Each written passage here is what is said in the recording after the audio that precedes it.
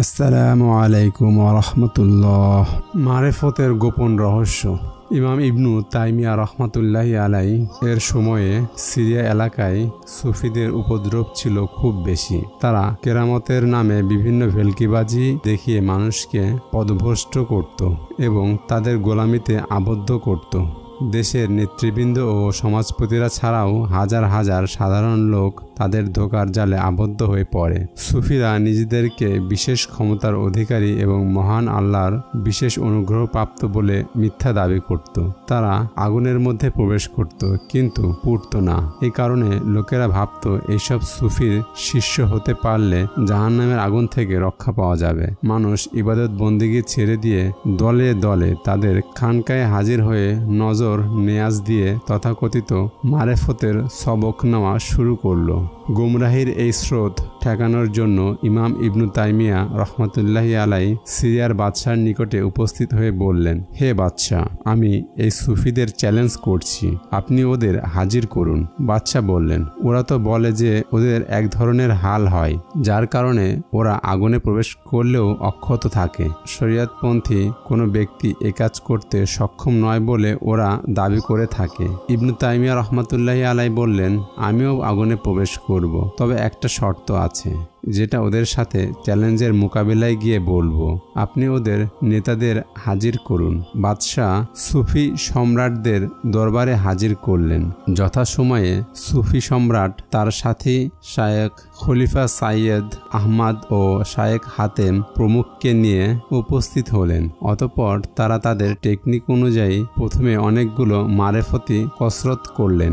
অতঃপর হাল হলো। এরপর সুফি সম্রাট আগুনে প্রবেশ করতে উদ্যত হলেন, কিন্তু ইমাম ইবনে তাইমিয়া রহমতুল্লাহ আলাই তাকে বাধা দিয়ে বললেন, খাল ও গরম পানি দিয়ে আগে গোসল করো। উল্লেখ্য, খাল হলো সাবানের ন্যায় এক প্রকার বস্তু। তারপর আগুনে প্রবেশ করো। কিন্তু সুফি সম্রাট চিৎকার দিয়ে বলে উঠল, এটাই আমাদের মারেফতি তরিকা, গোসল করাটা আমাদের তরিকা বিরোধী। ইমাম ইবনু তাইমিয়া রহমতুল্লাহ আলাই বললেন, আচ্ছা ঠিক আছে, তাহলে মোমবাতির আগুনে কেবল তোমার আঙ্গুলটি পোড়াও, আমিও আঙ্গুল পোড়াবো, কিন্তু শর্ত হলো আগে তোমার আঙ্গুলগুলো ভালোভাবে গরম পানি ও খাল দিয়ে ধুয়ে নিতে হবে। কিন্তু সুফি সম্রাট এতে আরো ক্ষেপে উঠল ও রাগান্বিত হয়ে চলে গেল।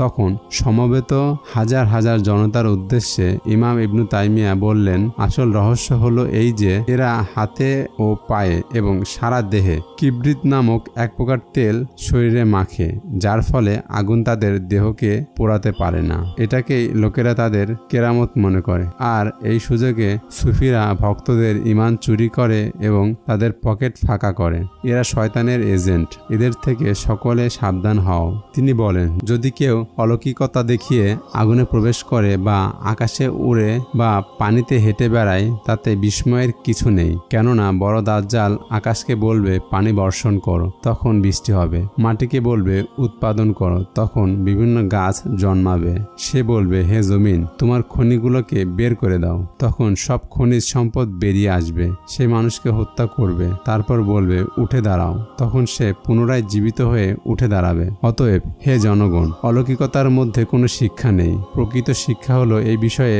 মানুষের কাজকর্ম কোরআন ও সুন্নাহ মোতাবেক হচ্ছে কিনা। কোরআন ও সুন্নাহ হলো সবকিছুর মাপকাঠি। ইমাম ইবনু তাইমিয়া রহমতুল্লাহ আলাই এর এই সাহসী পদক্ষেপের ফলে হাজার হাজার মানুষ মারেফতের গোপন ধোঁকা থেকে মুক্ত হলো এবং পুনরায় কোরআন ও সুন্নাহর পথে ফিরে এলো। উল্লেখ্য যে সমাজের দুনিয়া পূজারী আলেম ও ভণ্ড পীর আউলিয়াদের চক্রান্তে ইমাম ইবনু তাইমিয়া রহমতুল্লাহ আলাইকে 8 বার জেল খাটতে হয় এবং জেলখানাতেই তার মৃত্যু হয়। উক্ত ঘটনার শিক্ষা, সুফি বেরলভীদের যাবতীয় ভ্রান্ত কেরামতের ভেলকিবাজি থেকে সাবধান থাকুন, যাতে তারা ঈমানদারদের ঈমান হরণ করতে না পারে।